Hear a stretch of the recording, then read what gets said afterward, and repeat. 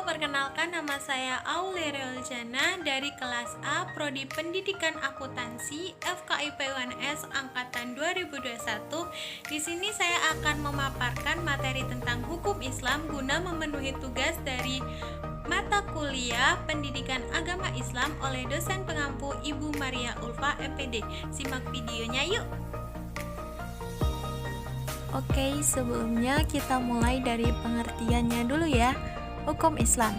Hukum Islam adalah syariat Islam yang berisi sistem kaidah-kaidah yang didasarkan pada wahyu Allah Subhanahu wa taala dan sunnah Rasul mengenai tingkah laku orang yang sudah dapat dibebani sebagai kewajiban, diakui dan diyakini mengikat semua pemeluknya.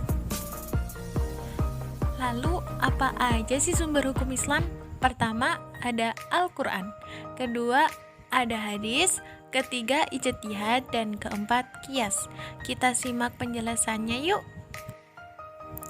Al-Quran. Sumber hukum Islam yang paling dasar adalah Al-Quran. Sebagai kitab suci umat muslim, tentu saja Al-Quran sebagai tiang dan penegak, di mana Al-Quran adalah pesan langsung dari Allah Subhanahu wa taala yang diturunkan lewat malaikat Jibril. Kemudian, malaikat Jibril menyampaikan langsung kepada Nabi Muhammad. Muatan Al-Quran berisi tentang anjuran, ketentuan, larangan, perintah, hikmah, dan masih banyak lagi. Bahkan di dalam Al-Quran juga disampaikan bagaimana masyarakat yang berakhlak dan bagaimana seharusnya manusia yang berakhlak. Nah, pastinya ada dong bukti mengapa Al-Quran dijadikan sebagai sumber hukum Islam. Yang pertama ada di Quran surat An-Nahl ayat 89 yang artinya, dan kami turunkan kepadamu Alkitab atau Al-Quran untuk menjelaskan segala sesuatu. Kedua ada di Quran surat Al-Hijr ayat 9 yang artinya, sesungguhnya kamilah yang menurunkan Al-Quran dan kami benar-benar memeliharanya. Ayat-ayat di atas telah menunjukkan secara jelas bahwa Al-Quran telah mencakup segala sesuatu secara global, dan Al-Quran itu murni dari Allah SWT dan Allah telah memeliharanya sampai saat ini. Kedua, Al-Hadis. Hadis sebagai sumber Islam yang tidak kalah penting. Kenapa hadis digunakan untuk hukum Islam? Karena hadis merupakan pesan, nasihat, perilaku, atau perkataan Rasulullah SAW, segala sabda, perbuatan, dan persetujuan dan ketetapan dari Rasulullah akan dijadikan sebagai ketetapan hukum Islam. Hadis mengandung aturan-aturan yang terperinci dan segala aturan secara umum. Muatan hadis masih penjelasan dari Al-Quran. Perluasan atau makna di dalam masyarakat umum disebut dengan as-sunnah. Lalu apa sih buktinya kenapa hadis bisa dijadikan sebagai sumber hukum Islam? Yang pertama ada di Quran surat Al-Hajj ayat 7. Artinya, apa yang telah diberikan oleh Rasul kepadamu, maka hendaklah kamu menerimanya, dan apa yang dilarangnya, maka bagimu hendak meninggalkannya. Kedua, dalam Quran surat Ali Imran ayat 32. Artinya, katakanlah, taatilah Allah dan Rasul-Nya. Apabila engkau berpaling, maka ketahuilah sesungguhnya Allah tidak menyukai orang-orang yang kafir. Yang ketiga, dalam Quran surat Al-Ahzab ayat 21. Artinya, sungguh telah ada pada diri Rasulullah keteladanan yang baik bagimu, yaitu bagi orang-orang yang mengharapkan atas rahmat Allah, meyakini akan datangnya hari kiamat, dan banyak menyebut atau mengingat kepada Allah. Ayat di atas memberi petunjuk tentang tata cara meneladani Nabi Muhammad. Bagi mereka yang sempat bertemu dengan Rasulullah, maka cara itu dapat dilakukan secara langsung. Sedangkan bagi mereka yang tidak sejaman dengan Rasulullah, maka cara meneladaninya adalah dengan mempelajari, memahami dan mengikuti berbagai petunjuk yang termuat dalam sunnah dan hadis beliau. Dengan melihat berbagai ungkapan ayat di atas, maka jelaslah bahwa hadis atau sunnah Nabi Muhammad merupakan sumber ajaran Islam di samping Al-Quran. Orang yang menolak hadis sebagai salah satu sumber ajaran Islam berarti orang itu menolak petunjuk Al-Quran. Selanjutnya ada macam-macam hadis. Apa aja sih? Pertama, hadis sahih. Menurut bahasa berarti sehat, yang selamat, yang benar, yang sah, dan yang benar. Para ulama biasa menyebut kata sahih sebagai lawan kata dari sakim atau sakit. Maka hadis sahih menurut bahasa berarti hadis yang sah, hadis yang sehat, atau hadis yang selamat. Hadis sahih didefinisikan oleh Ibnu Ash-Shalah sebagai berikut. Hadis yang didasarkan kepada Nabi SAW yang sanadnya bersambung, diriwayatkan oleh perawi yang adil dan dabit hingga sampai akhir sanad, tidak ada kejanggalan atau tidak berilat. Ibnu Hajar al-Asqalani mendefinisikan hadis dengan lebih ringkas, yaitu hadis yang diriwayatkan oleh orang-orang yang adil, sempurna akan kezabitannya, bersambung sanahnya, tidak berilat dan tidak syadz. Dari kedua pengertian di atas dapat dipahami bahwa hadis sahih merupakan hadis yang disandarkan kepada Nabi Muhammad SAW, sanadnya bersambung, perawinya yang adil, kuat ingatannya atau kecerdasannya, tidak ada cacat ataupun rusak. Yang kedua ada hadis hasan. Menurut pendapat Ibnu Hajar, hadis hasan adalah hadis yang dinukilkan oleh orang yang adil, yang kurang ingatannya, yang mutasil sanadnya, tidak cacat dan tidak ganjil. Imam Tirmizi mengartikan hadis hasan sebagai berikut. Tiap-tiap hadis yang pada sanadnya tidak terdapat perawi yang bertuduh dusta, tidak ada kejanggalan atau syadz, dan hadis tersebut diriwayatkan pula melalui jalan lain. Dari uraian di atas dapat disimpulkan bahwa hadis hasan tidak memperlihatkan kelemahan dalam sanadnya. Di samping itu, hadis hasan hampir sama dengan hadis sahih. Perbedaannya hanya mengenai hafalan, di mana hadis hasan rawinya tidak kuat dalam hafalannya. Yang ketiga ada hadis do'if.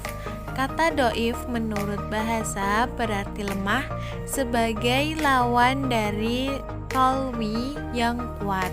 Sebagai lawan dari kata sahih, kata do'if berasal dari bahasa berarti hadis yang lemah, yang sakit, atau yang tidak kuat.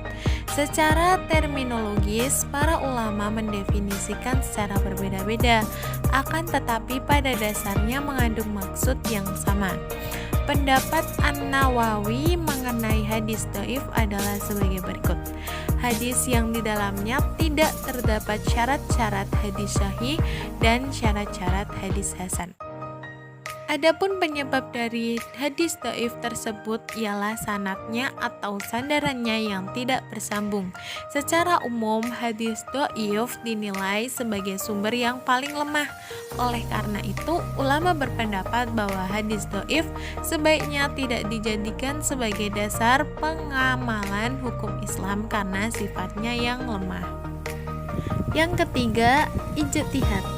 Kata ijtihad berasal dari al-jad atau al-jud yang memiliki arti al-masyaqqat, kesulitan atau kesusahan, dan al-toqat, kesanggupan dan kemampuan.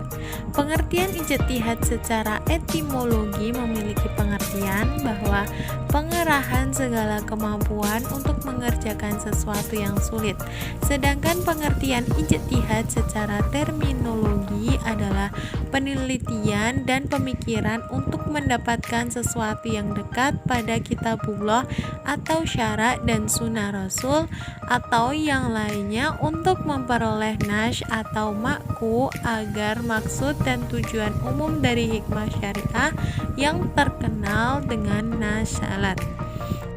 Kemudian mayoritas ulama usul fiqh menjelaskan pengertian ijtihad yaitu pencurahan segenap kesanggupan secara maksimal seorang ahli fikih untuk mendapatkan pengertian tingkat dani terhadap hukum syariat. Selanjutnya dasar ijtihad. Dari Ibnu Buraidah dari ayahnya bahwa ketika memberi perintah kepada komandan perangnya, Rasul bersabda, "Jika kamu berhasil mengepung benteng musuh, lalu musuh ingin dihukumi berdasarkan hukum Allah, jangan hukum yang berdasarkan hukum Allah, tetapi hukum berdasarkan keputusanmu sendiri, karena engkau tidak tahu apakah kamu sudah benar dalam menetapkan hukum Allah." Hadis riwayat Al-Tawali. Lalu dari orang-orang Hims murid dari Mu'az berkata bahwa Rasul mengutus ke Yaman. Rasul bertanya, bagaimana cara memberi keputusan ketika ada masalah hukum? Mu'az menjawab, aku akan memutuskan berdasarkan kitabullah. Rasul bertanya, jika engkau tidak menemukan dasar dalam kitabullah? Mu'az menjawab, aku akan menghukumi berdasarkan sunnah Rasul. Rasul berkata, jika kau tidak menemukan dalam sunnah Rasul? Mu'az menjawab, aku akan memutuskan berdasarkan pendapatku. Rasul menepuk dada Mu'az sambil berkata, segala puji bagi Allah yang menuntun utusan Rasul kepada apa yang diridhoi Rasul. Hadis riwayat Al-Baihaqi. Dapat disimpulkan jika kita tidak menemukan ayat di Al-Quran untuk menghukumi sesuatu atau hadis dari Rasul, maka kita diperbolehkan untuk menggunakan pendapat kita sendiri sesuai dengan apa yang kita telah pahami di dalam Al-Quran, di dalam Al-Hadis. Syarat mujtahid. Mujtahid adalah orang yang mampu melakukan ijtihad melalui cara istibat atau mengeluarkan hukum dari sumber hukum syariat dan tatbik atau penerapan hukum. Adapun syarat-syarat yang telah disepakati untuk melakukan ijtihad yaitu 1. Mengetahui Al-Quran, 2. Mengetahui ashab al-nuzul, 3. Mengetahui nasikh dan mansukh, 4. Mengetahui as-sunnah, 5. Mengetahui ilmu diroyah hadis, 6. Mengetahui hadis yang nasikh dan mansukh, 7. Mengetahui ashab al-wuruk hadis, 8. Mengetahui bahasa Arab, 9. Mengetahui tempat-tempat ijma', 10. Mengetahui ushul fiqh, 11. Mengetahui maksud dan tujuan syariah, 12. Mengenal manusia dan kehidupan sekitarnya, 13. Dapat bersifat adil dan takwa. Yang keempat ada qiyas. Qiyas secara bahasa memiliki arti sebagai tindakan mengukur sesuatu atas sesuatu lainnya dan kemudian disamakan. Sedangkan secara istilah, qiyas diartikan sebagai menetapkan hukum terhadap sesuatu perbuatan yang belum ada ketentuannya dan didasarkan pada sesuatu yang sudah ada ketentuannya. Lalu apa sih dasarnya qiyas? Yaitu pada Quran surat An-Nisa ayat 59. Artinya, hai orang-orang yang beriman, taatilah Allah dan taatilah Rasulullah dan ulil amri di antara kamu. Kemudian jika kamu berlainan pendapat tentang sesuatu, maka kembalikanlah kepada Allah dan Rasul jika kamu benar-benar beriman kepada Allah dan hari kiamat. Yang demikian itu lebih utama bagimu dan lebih baik akibatnya. Berdasarkan firman Allah tersebut, Perintah untuk menaati Allah dan Rasul-Nya merupakan perintah untuk mengikuti Al-Quran dan Sunnah. Sedangkan perintah untuk mengikuti ulil amri di antara kaum muslimin merupakan perintah untuk mengikuti hukum-hukum yang sudah disepakati di antara para mujtahid, karena mereka adalah ulil amri kaum muslimin dalam pesyariat hukum. Sedangkan perintah untuk mengembalikan kasus-kasus yang diperselisihkan di antara umat Islam kepada Allah dan Rasul merupakan perintah untuk mengikuti qiyas ketika tidak ada nas dan ijma.